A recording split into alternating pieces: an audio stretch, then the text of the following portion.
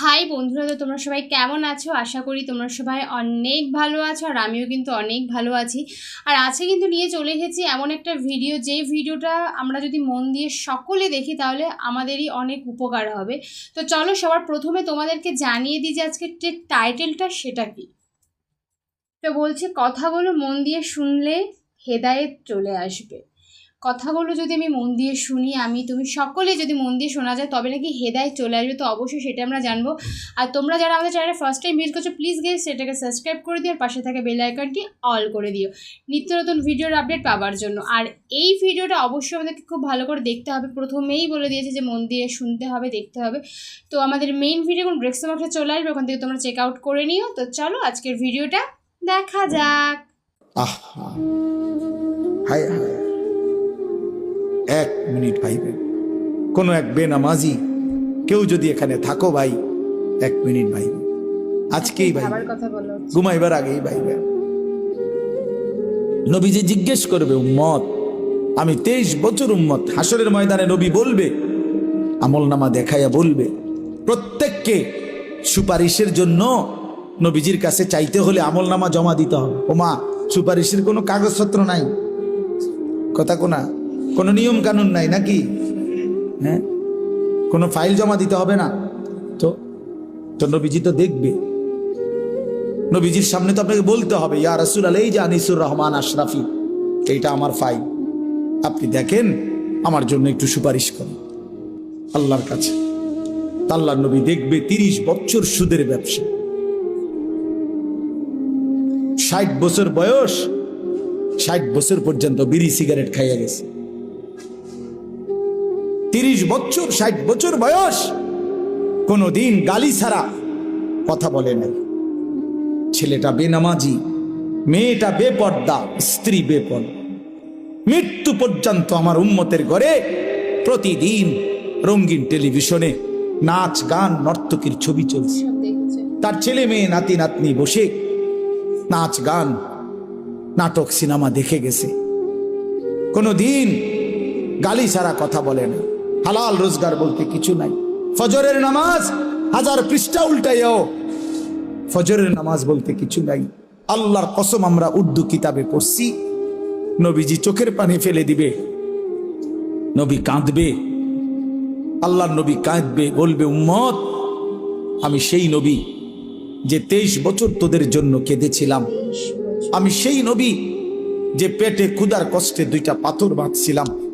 আমি সেই নবী তায়েফের রক্তে যে সমস্ত শরীর রক্তাক্ত করেছিলাম। উহুদের দান শহীদ করা রক্ত নিয়ে ময়দানে পড়েছিলাম বেহুশ হয়ে। আমার এত রক্ত, আমার এত চোখের পানি, আমার এত ক্ষুধার কষ্টের বিনিময়ে উম্মত এই আমল নামা, তুমি আমারে এত বড় বেইজ্জতি কেমনে করলে? আমি কেমনে আমার আল্লাহর সামনে এটা দেখাবো যে আয় মাওলা, এটা শ্রেষ্ঠ নবীর, শ্রেষ্ঠ উম্মতের আমল নামা?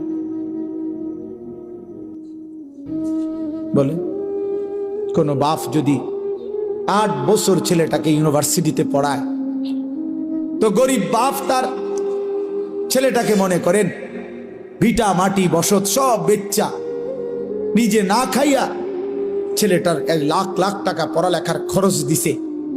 8 বছর পরে, 6 বছর পরে বাপ রেজাল্ট সার্টিফিকেট দেখতেছে যে ফেল।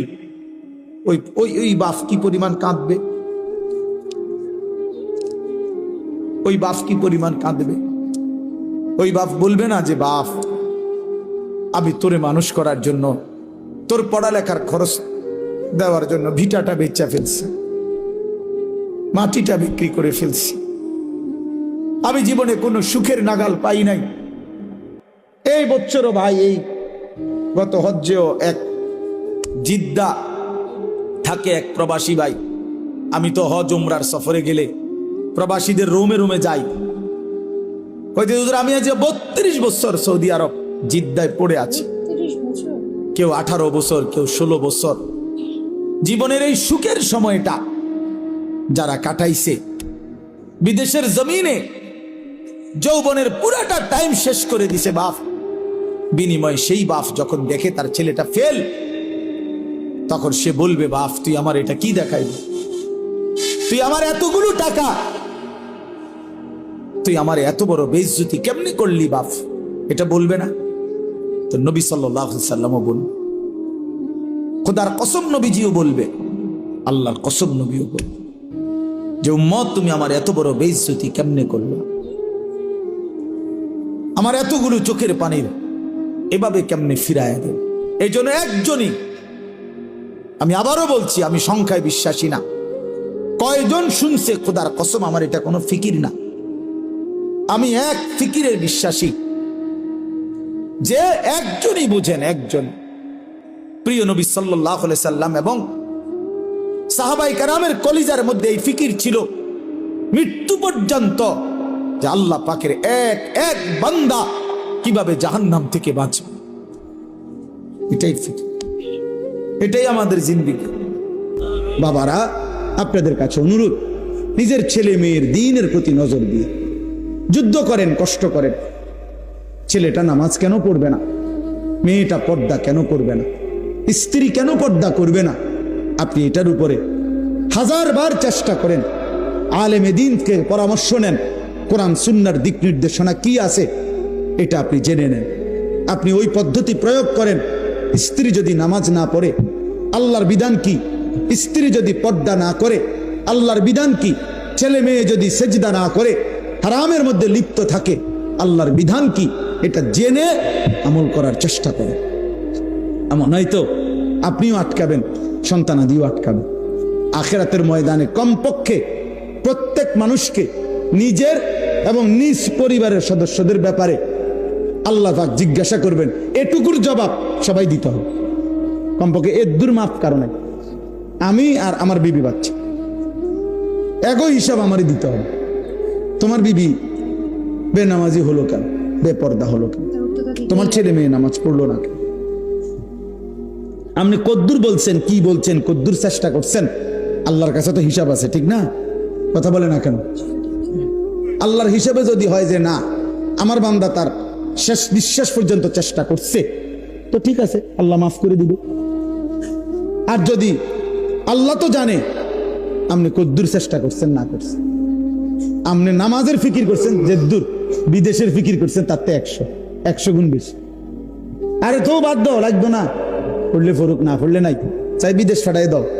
বিদেশের 12 লাখ টাকা ব্যবস্থা করতে দুয়ারে দুয়ারে ঘুরছেন, আপনি 3 লাখ টাকা সুদে লইছেন, 3 লাখ টাকা কিস্তিতে লইছেন, 6 লাখ টাকা জমি বেচা লইছেন, 12 লাখ টাকা মিলাইয়া বিদেশ ফাটাইছেন আব্বা। এরপর হুজুরের থেকে আইয়া কইছেন, হুজুর খাস করে দোয়া করিয়েন তার লাগিয়া, আল্লাহ আল্লাহ করিয়া বহুত কষ্ট করে টাকা মিলাইছে, খাস করে দোয়া করতো। কি দোয়া? হুজুরে কি দোয়া করতো যে আল্লাহ উনি যে সুদে টাকা দিল সেটি বরকত দেন নাকি? তো কি দোয়া করতো? হুজুরে কি দোয়া করতো যে আল্লাহ উনার কিস্তিতে বরকত দেন। এই দোয়া করলে তো হুজুরের ঈমান থাকবে, জানেন? এটা হারামের উপরে দোয়া করলে কি থাকে না? ঈমান থাকে। এরকম দোয়া যদি কোনো হুজুর জেনে বুঝে করে তো হুজুরের ঈমান থাকবে, তো মুসিবত না? মামনিটা কি খামখেয়ালি মনে করছেন? হারামের উপরে দোয়া করা যায় না, হারামের উপরে আল্লাহর কাছে কি করা যায় না, এটা নিষেধ, হারাম এটা। এই জন্য বিদেশ পাঠাইতে আমি নিষেধ করি না। যার রিজিক বিদেশ সে বিদেশেই যাবে, যার রিজিক এখানে সেখানেই থাকবে। প্রতি লোকমা যার খাবার যেখানে সে সেখানে পৌঁছবেই। কিন্তু আমার সিদ্ধান্ত থাকতে হবে আমি হারাম করব না, আমি হারাম নেব না, আমি আল্লাহর নাফরমানি মানব না। আমি যুদ্ধ আমার সন্তানের সাথে আমি বলে দেন, বাপ তুই আল্লাহকে সেজদা করো না, বিবি তুমি নামাজ পড়ো না, পর্দা করো না। তুমি মনে রাখো, যদি আমি দুনিয়াতে ভয়ে আতঙ্কে যদি তোমার লগে নাও পারি, তো মনে রাখো আমার মনের কষ্ট থেকে যাবে। আমি তোমার লগে পারলাম না, ঠিক আছে, কিন্তু তুমি আমার এটা মনে রাখো আমি তোমার প্রতি অসন্তুষ্ট। ছেলেরে বইল বাপ যে বাপ তোর উপরে আমি অসন্তুষ্ট, তো যে সন্তানের উপরে তার মা বাবা অসন্তুষ্ট ও জাহান্নামী। যে স্ত্রীর উপরে তার স্বামী অসন্তুষ্ট ওই মহিলা জাহান্নামী। তো তুমি তারে বলো, তো নামাজ পড়বি না বেটি, পর্দা করবি না বিবি, তুই আমার হুমকি দাও, ঠিক আছে, তুই আমার জেল খাটাইবা, তুই আমার নারী নির্যাতন মামলা দিবা, ঠিক আছে যাও, কিছুই করতে পারলাম না তোমার, তো এর দূর মনে রাখো। আমার কলিজারা তো আটকে থাকতে না, কথা বলেন না কেন? কলিজারে কি জেল দিতে পারি? তো কলিজা দিয়া বলে গেলাম আমি তোমার প্রতি অসন্তুষ্ট। এর দূরে লে সারবে তো ওই মহিলা কেমনে জান্নাতে যাব? স্বামীরে অসন্তুষ্ট রাখা। ওই সন্তান কেমনে জান্নাতে যাইব বাপ মারে অসন্তুষ্ট রাখা? বলেন চাচা।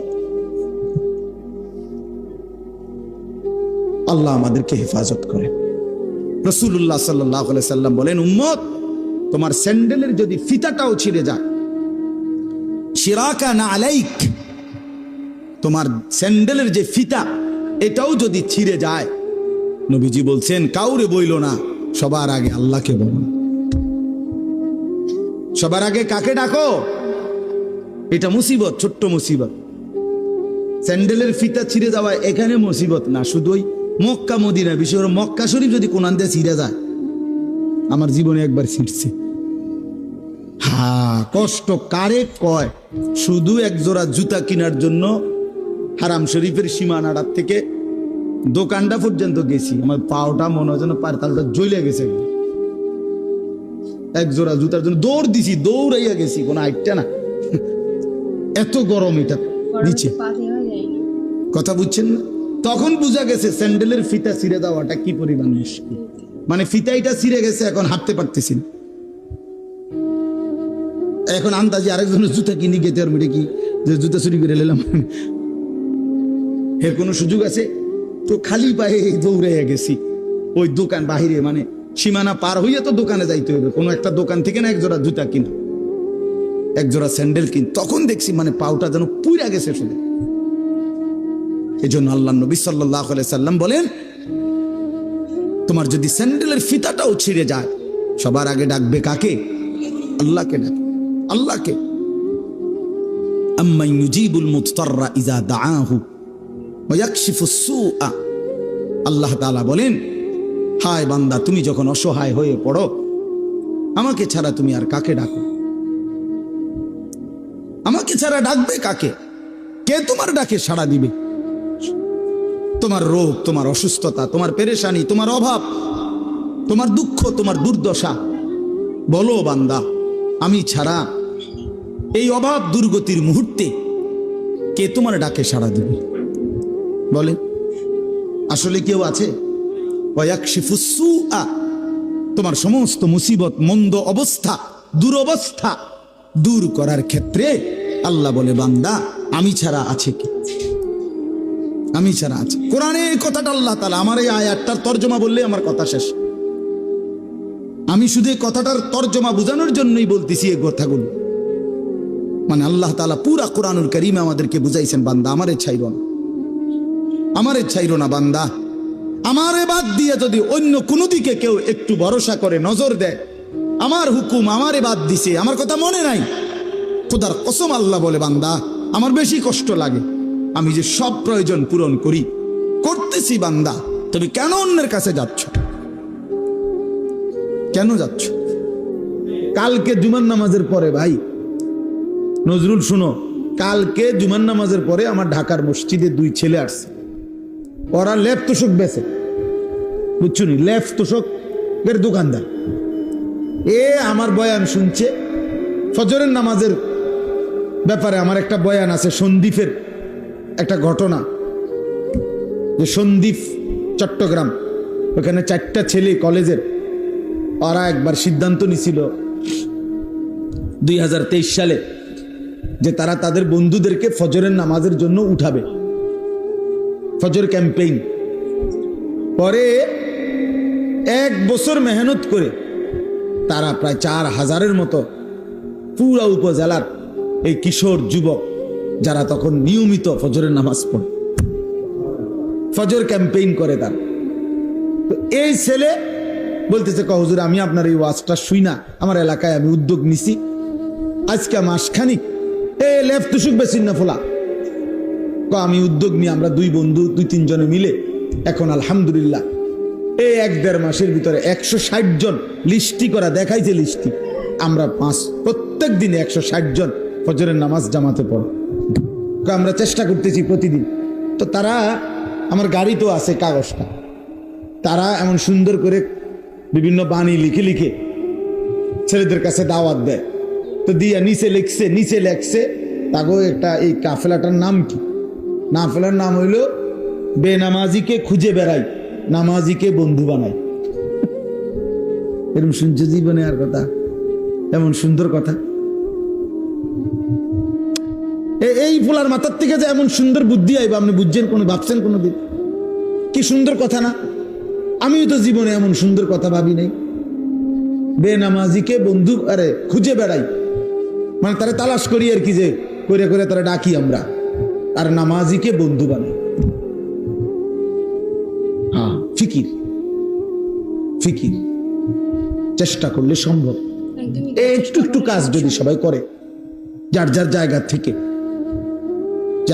পৃথিবীর, আমার কাছে কিতাব আছে, আমার গাড়ি তো আছে, পৃথিবীর 4 ভাগের 1 ভাগ হলো মুসলমান।